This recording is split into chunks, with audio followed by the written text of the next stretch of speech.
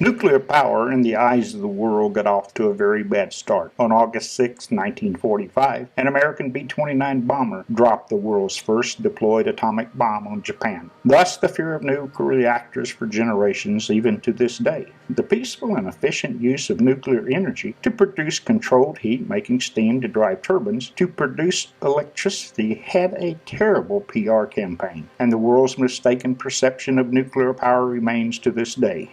The experimental breeder reactor produced usable electricity generated from nuclear energy in 1951. Then in 1953, testing at EBR confirmed that a reactor could create or breed more fuel than it consumes. The pioneering reactor operated for 12 years before being shut down the last time in 1963. EBR was dedicated as a National Historical Landmark in 1966. The museum includes colorful, interactive displays that tell the story of the experimental breeder reactor, the reactor that once powered much of the site, operated with a novel closed fuel cycle, and demonstrated its inherent safety. You can walk through the museum using the self-guided tour instructions or take a guided tour with one of our summer season tour guides. I consider it a blessing. By coincidence, I was there on the very last day of this season.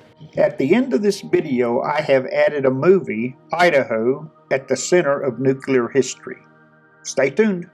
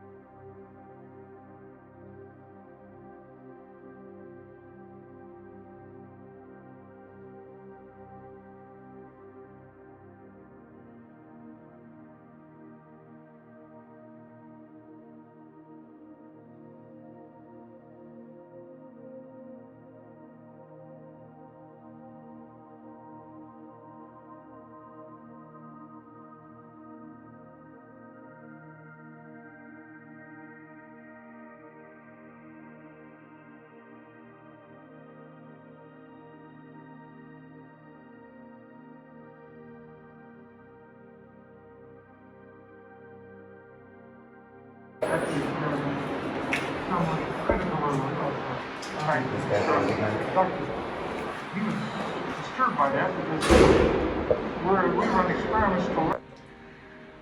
It's located out in the middle of a whole lot of flat, just flat.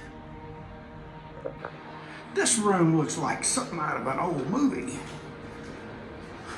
It's real.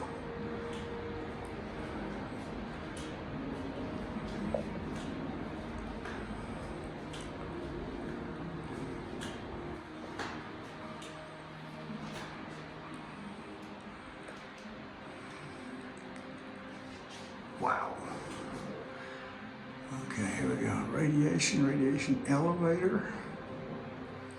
Reactor interlocks and alarms. Load dissipator, electrical, gas. Oh man. This is cool.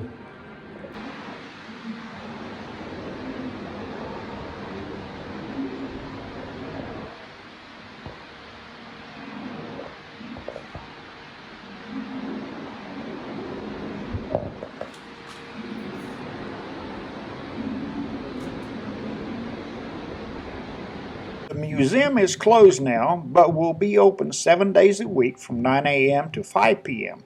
Friday, May the 27th through Monday, September 5th. Tours are free, and you do not need a reservation. I like the self-guided tour. And now the promised movie begins. First settlers arrived about 150 years ago. Idaho has been known as a pioneering state, a place where ambition and opportunity join. Shortly after the end of World War II, a new breed of pioneers came to the high desert plains, determined to help usher in the atomic age. A lot of the very educated people of this world made their way to this very small agricultural community and began doing wonderful science.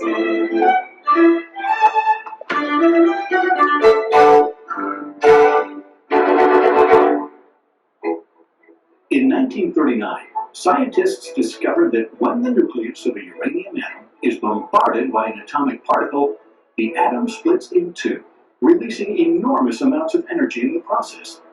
Unfortunately, this nuclear energy was first introduced to the world in a devastating demonstration.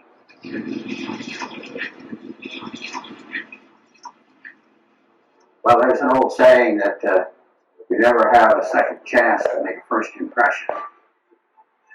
And that's about what happened back in August of 1945 when President Truman authorized the bombing of Nagasaki and Hiroshima with atomic bombs. It's a certain tragedy that nuclear energy was introduced to mankind in form of an explosion. However, it's a history. The Cold War lit a fire under the United States, igniting great interest and inspiring substantial investments in scientific advances that would help America stay one step ahead of the Soviets. 10 years later, President Eisenhower foresaw the value of atomic power, and he proposed a program called Atoms for Peace. And one of the principal driving objectives was to see, could we control this nuclear explosion so it happened a lot slower and use it to generate hot water and turn turbines and make electricity. But what we didn't do was advertise that. We didn't put the word out. And so the perception that people had in their mind tended to be much more linked towards the nuclear weapon. The Atomic Energy Commission was established in 1946 to oversee the development of atomic power for commercial purposes. Its first task, to identify a suitable location for testing nuclear reactors. They needed isolation.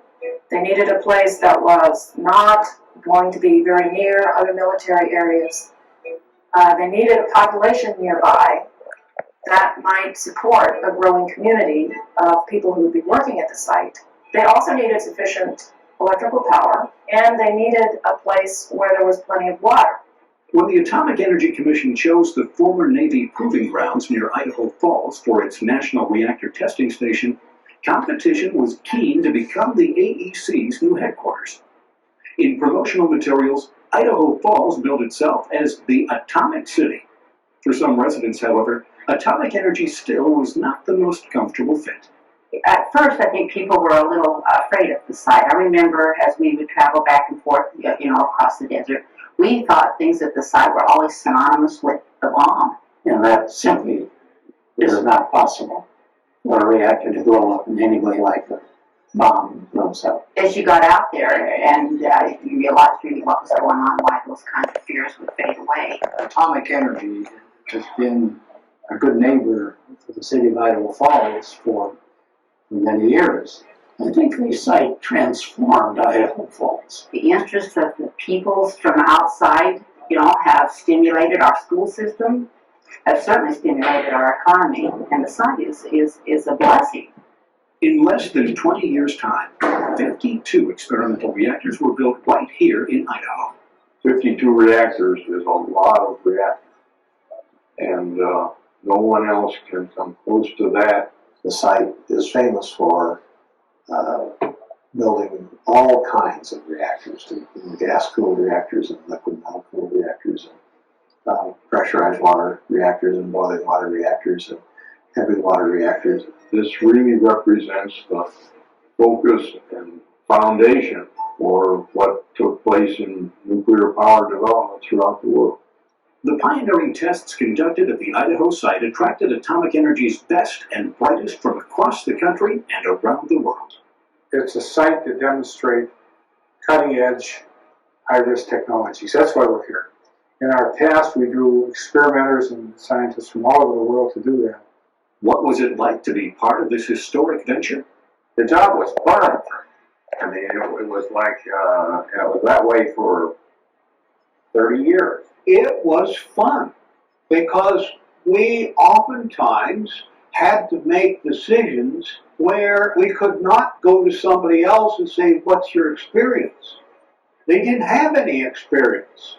Idaho's nuclear pioneers were an awe-inspiring bunch. They astounded the world with their findings while finding their places in history. It's really important that we don't forget the history here, and what we did in the past is important even in what we're doing now. The man is going to be made a national lab. They'll get all, you name it. They're going to get problems that have been facing the nation and plants everywhere for a long time. And I don't question that they're going to solve them too. And so it is that we welcome you back to the dawn of the atomic age. Enjoy learning about Idaho's nuclear pioneers and discover what could be in store for the next 50 years as cutting-edge work to develop the next generation of nuclear reactors continues right here in Idaho.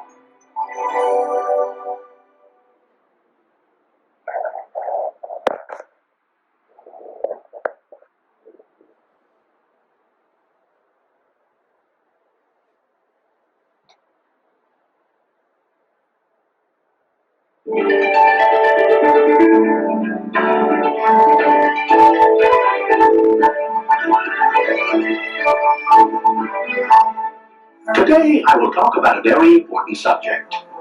Me. We will see what makes an atom work. Ahead to the 19th century, scientists discovered the atom. That is, they developed theories about the way atoms behave. They still couldn't see us, even with the most powerful optical microscopes. We're so small, the head of a pin contains 100 billion of us. In fact, everything in the universe is made of atoms. At last, scientists found the key for unlocking the secrets of the atom. Some very smart fellows experimenting with uranium fired a neutron at its nucleus. The atom split into two smaller atoms, and energy. Now we're getting to the exciting part. Consider the two atoms that are the result of the splitting of a uranium atom. Each has its own binding force, but for some reason, less cosmic glue is needed in the two smaller atoms. A tiny fraction of the binding force is left over after an atom is split. What happens to it? It's released as energy, and this brings us to December 2nd, 1942. For the first time in history, scientists generated energy by splitting atoms. Atomic fission was controlled. A source of abundant energy was discovered inside the atom. When atoms are split, here's what happens. Fission. A single neutron starts a reaction by splitting the uranium atom. Energy is released as heat and radiation, and powerful gamma rays similar to X-rays. Also, free neutrons are driven out of the atom. If enough uranium atoms are present in what we call a critical mass, the free neutrons split other uranium atoms, and their free neutrons split more atoms. Billions upon billions of atoms each release a little of their binding energy. Under the right conditions of critical mass, there can be a lot of energy released very quickly. A chain reaction. But nuclear energy is no good unless we can contain it and make it work for us. We had to learn how to release the energy slowly and safely. And we did that in one of these, a nuclear reactor. To make electricity, we must start with fuel rods, which contain sufficient uranium-235 to maintain a chain reaction. Energy released from the fission of atoms heats the reactor's water, turning it to steam. This mechanical energy drives turbines to make electricity. The water also serves as a moderator to slow the neutrons. Oddly enough, the slower they move, the better their chances for nuclear fission. Control rods can slow down and stop the reaction by limiting the number of free neutrons flying about. The reactor continues to heat the water, producing steam, until the uranium-235 is used. Soon, the world's supply of recoverable fossil fuel, coal and oil, will be depleted.